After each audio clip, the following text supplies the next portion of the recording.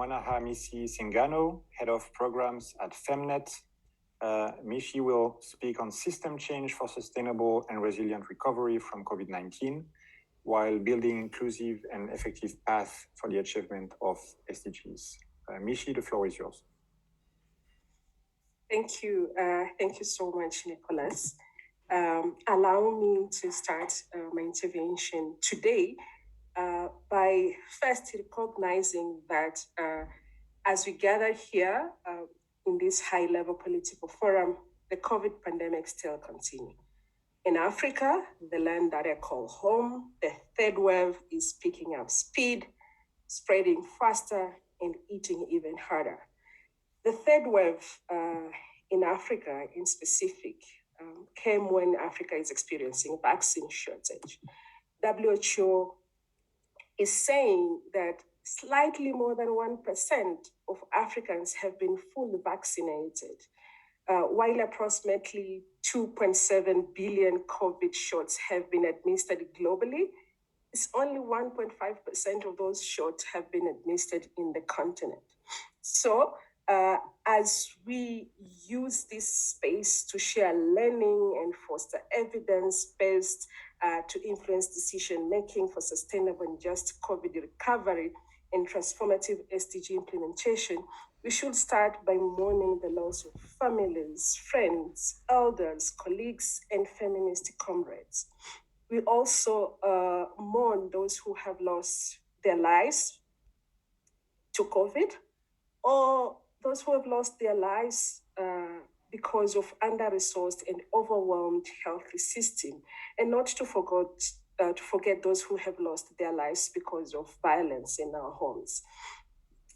And importantly, I think we should equally mourn and start mourning the loss of life that is to come as Global North continue to hoard vaccine and prioritize intellectual property rights and profit over lives, especially of the people of the Global South. So back to evidence and facts. UN Women did estimate that additional 77 million women and girls will fall into extreme poverty. I think these facts are known, but we also know prior the pandemic, almost 92% of women workers were employed in the informal sector. Yet, as of March 2021, only 11% of social protection and labor market measure responding to COVID addressed unpaid care and really focus and support those who worked on informal sectors. Indeed, COVID has made what feminists have long emphasized, that the profit made in economies and market have always been subsidized by women unpaid care work and domestic work, and even what now we call essential service, which has been at the center in response to this COVID pandemic, has even now felt to be acknowledged and addressed in several policies.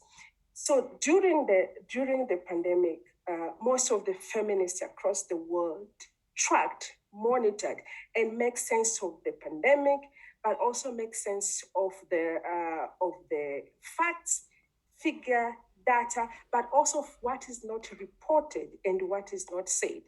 As, for example, FEMNET, we did develop a Pan-Africa COVID response hub, which we tracked COVID response from the government, private sector, from community across the continent. The Feminist Collective developed a feminist monitoring and tracking toolkit, which allows us to observe, reflect, and provide specific guidance and recommendation when it comes to policy. With all that work that has been done during the pandemic, the evidence have never been clearer and the facts have never been compelling. And what all this evidence and facts we are telling is one story, that we need a system change.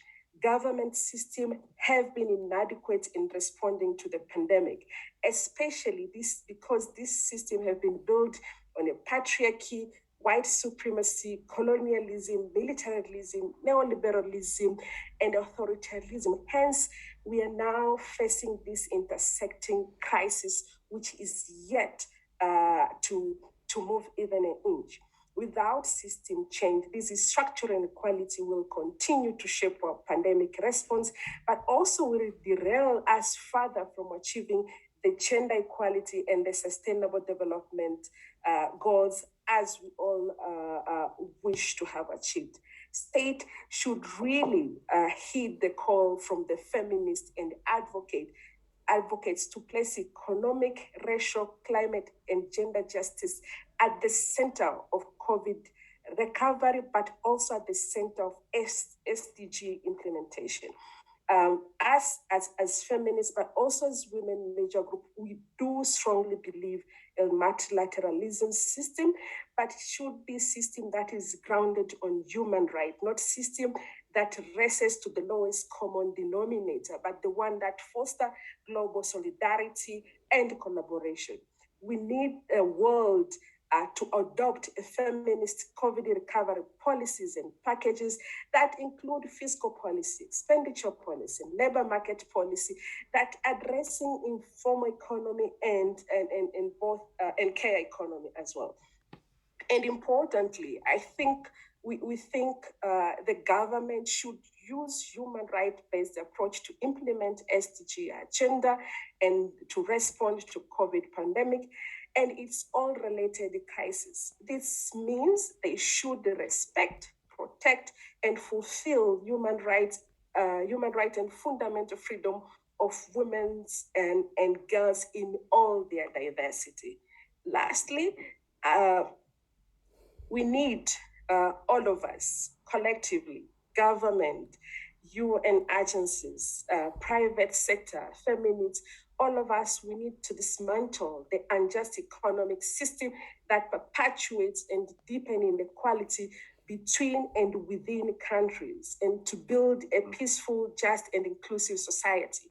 This should be challenging, this should include challenging and end privatization and commodification of public goods and services, exploitation of biodiversity and natural resources, and endless cycle of unsustainable debt, trade agreement, which undermines labor rights.